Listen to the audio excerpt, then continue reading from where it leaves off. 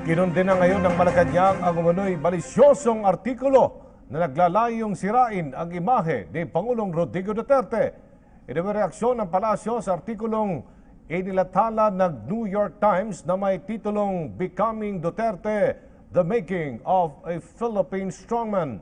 Binigyan din ni Presidential Spokesperson Ernie Abella ng artikulo ay isang bayad na paglalathala na nasa likod ay mga kliyenteng may masamang motibo.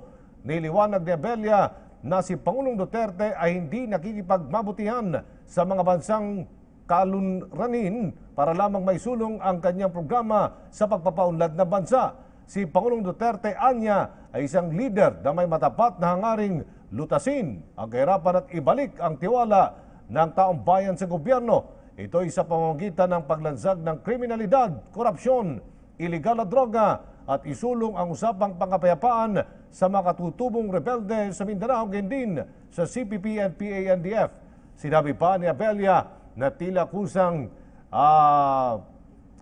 kinalitaan sa artikulo ang maraming magagandang nagawa ni Duterte bilang alkalde ng siyudad ng Davao. Niliwanag pa ni Abella na silalim ng liderato ni Duterte, ang siyudad ng Davao ay tinanghal na isa sa pinakaligtas na siyudad sa buong mundo.